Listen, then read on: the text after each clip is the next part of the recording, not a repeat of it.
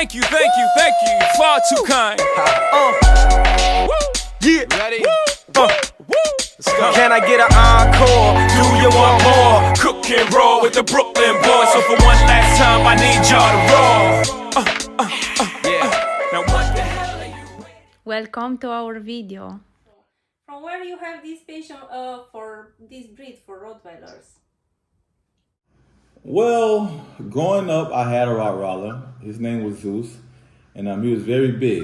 You know, very huge head, big bone, great structure, and I grew to love him. I grew to love him at a very young age, and one day I had him for about 5 or 6 years, and then one day I was coming home from school. He was very, very young with a strong dog next to you. Yes, I was very young with a nice, strong, big dog, and that's where my love for Rottweilers came about. Because me personally, I love dogs. A dog that's big, that's robust. Because I'm a big guy. I love strong dogs.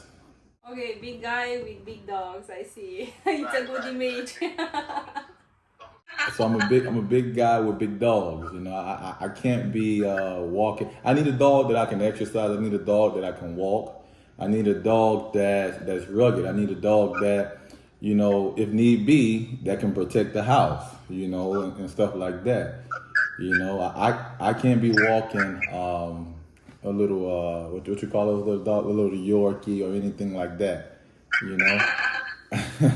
I need a dog that can exercise me as well. How did you find me? Well, I was doing some research on reputable breeders and breeders that import from Europe, and I strolled across your name. What caught my attention was your photos. You have very professional photos. You have great dogs. So that's how I found you, and I decided to reach out to you. And I saw a few of your dogs in other breeders' programs as well. So it caught my attention. So I decided to reach out to you, and let it behold. I reached out and I found friendship with during the process. Now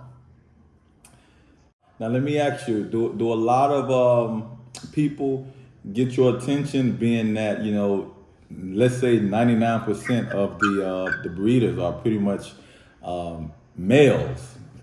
Yes, it's a word about Rottweiler word. It's a man word. When you decided you want to become a breeder? Well, I knew all along. I mean, my passion for Rottweilers was very big and passionate at a young age. So I always knew that once I got older and got my own house and got my own land and space, that would be something that would be intriguing for me. And once that came about, once I got my house, I had the yard space. The opportunity was right for me to go ahead and reintroduce the Rottweilers back into my life, and and to start producing quality dogs to rehome them to other Rottweiler lovers like myself. And when was exactly the moment when you decided you want to breed dogs and to produce quality and not just a simple breed?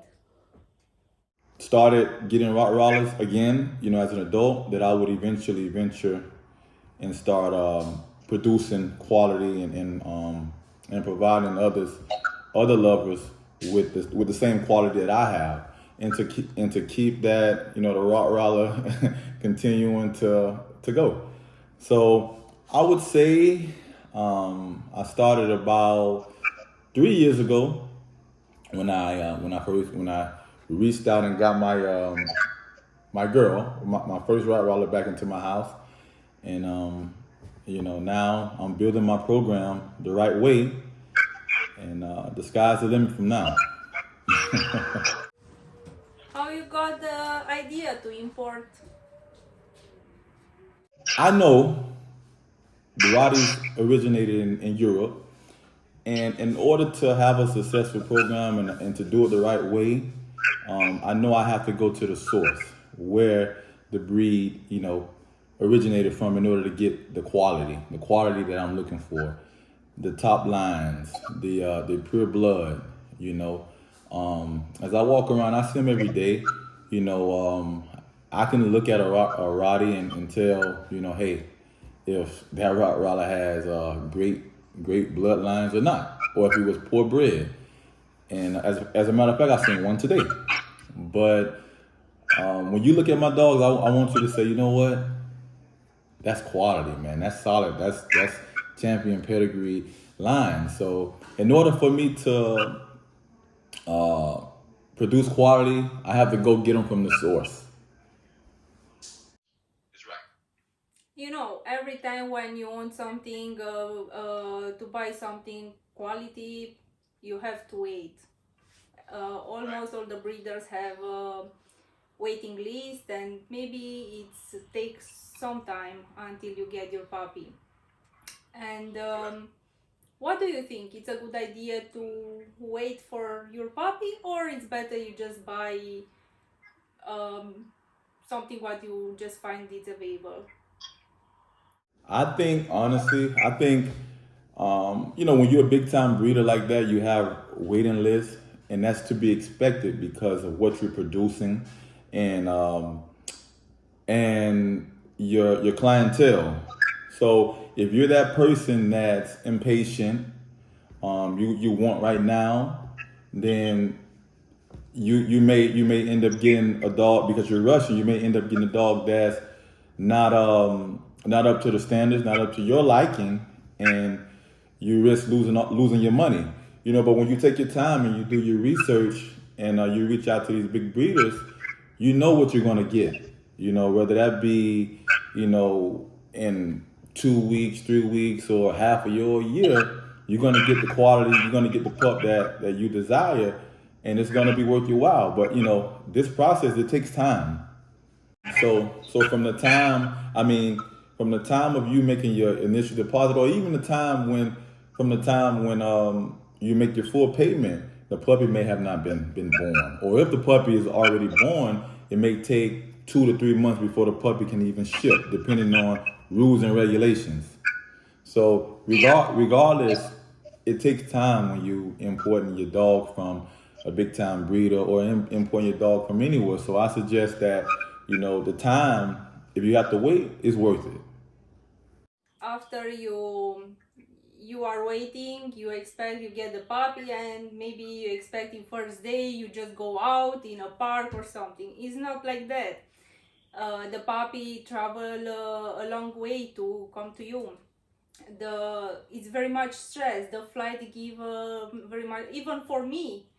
I don't like to fly, but for a puppy who leaves his family here, the way he know, from the moment he was born, he knows the dogs from here, he knows the family, the language, everything. For him, it's a very big step to go to in a new house. Maybe you have kids, maybe you have dogs, maybe you have I don't know. It's another language, it's another smell. The puppy get few days to be introduced in your family, right? How you do it to introduce your puppy in your family? Basically, how I did it, when I got the puppy home, immediately once I got out the crate, she started chasing me around, just chasing me out around. Keep in mind, this was like 11 o'clock at night, pitch dark. She just started, I guess she was so happy to get out of the cage, I'm not sure.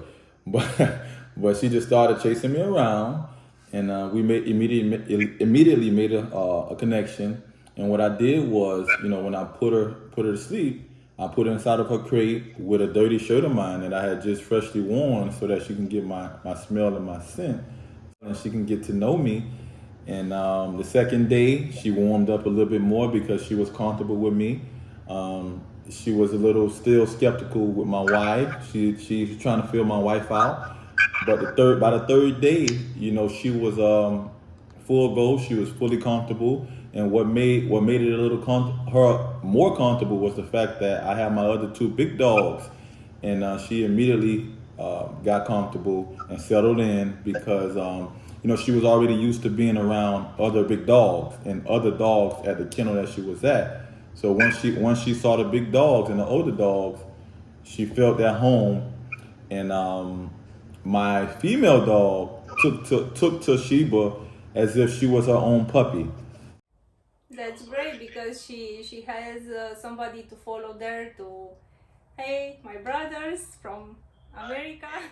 um, okay, I know people are in the start, they are scared to make the import, even if they research for a big kennel name, even if they see many good reviews and everything, they are a little scared. How was for you? Well, for me, I did some research on on breeders, not a few, but a lot of breeders. And then what I did was I narrowed it down to the breeder of choice that I like the dogs the most. And once I found a bloodline and a line that I liked, I connected with that breeder, and we had several back and forth conversations, video calls, and stuff like that to make me comfortable. This was the first time I've decided to import or I imported. Means the communication is the key of success in a build a relationship, right? Yeah. Hey, I want to ask you something about the difference between Europe and the States. There people prefer dog tail. Here in Europe, we have dogs with tail. When you see a puppy in the street and that puppy has the tail, what do you think? It's not like a brand, it's European Rottweiler? Well, I mean, for me growing up, all you saw was Rottweilers with tails. I mean, without tails, with tails dot. So that's what we grew up accustomed to seeing. So nowadays, when you see a Rottweiler, with the tail on, you automatically think, okay, you know what? That's that's a European way. That's a European style of Rottweiler nowadays. Just like everything, every times change. We live in different times and ages now. So, having a tail is the way to do it now. And you run across people who know that, but then again, when you run across somebody who isn't educated and don't know anything about the breed, they'll ask you, okay, why does this dog have a tail? Have a tail, and why not? Why isn't it cut? And you just have to simply explain to them explain to them why. But you still have the people setting the old ways and the old standards, and those people still want the tail cut. So it's I guess to your preference, but definitely when you see a dog with the tail on, okay, you know what? That's the European way. That's the when you decide on who you want to pair and who you want to breed. How do you decide that fact? How do you decide who you want to breed and who you want? How do you decide who you want to pair? First, I don't choose the easier way. I choose the best way to do it. And it's not just about famous dogs or just about the most popular dogs, okay? It's very important to know what that dog is producing, to have a history with puppies, to see how his producers are coming and to be sure he is perfect for our female, to match perfect with what we have to breed. And even if that dog is very far, many kilometers, very far away, is not important. We gonna use him and go travel a lot time just to get one breed with that dog. It's very important. Yeah. Thank you, far too kind.